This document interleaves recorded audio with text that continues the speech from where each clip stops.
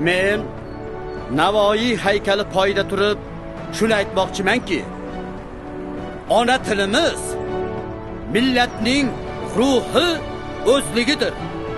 Tilimizni asrash va unga hurmat ko'rsatish hammamizni vazifamizdir. Xo'sh, tilimizni asrashimiz uchun nima qilishimiz kerak? Hammasi men sizlarga aytsam, oiladan boshlanadi. Доброе утро. Всем доброе утро. Доброе утро, папочка. Доброе утро. Spasiba, milaya.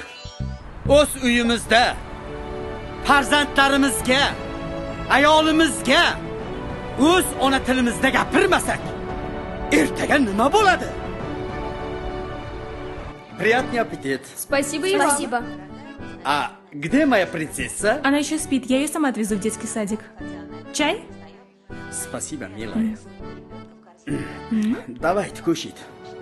Tilimizni sevamiz, uni asraylik deb balandparvoz gaplarni gapiramiz-ku.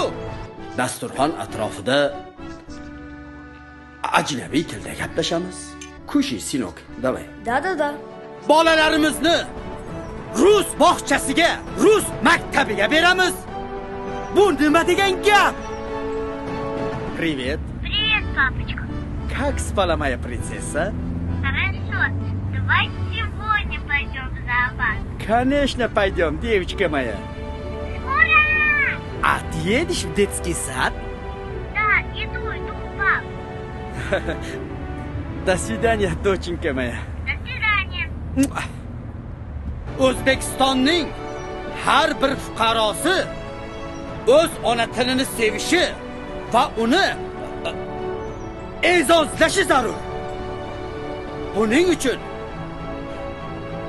albatta bolasini o'zbek maktabiga berish kerak. Удачи, сынок. Хорошего дня. Chunki aynan shu til orqaligina har qanday millatni qay tarzda yashayotganligini, uni rivojlanayotganligini yoki aksincha orqada qolayotganligini va yoki qashshoqlashayotganligini bilishimiz mumkin. Men Navoiy haykali poyida turib shuni aytmoqchimanki, tilimizni asraylik va uni hurmat qilaylik va buni avvalo o'zimizdan boshlaylik. Rahmat. Rahmat. Shef, Rahmat. jurnalistlar sizni so'rashyapti. Готов машину? Поехали. Surdu. Rahmat.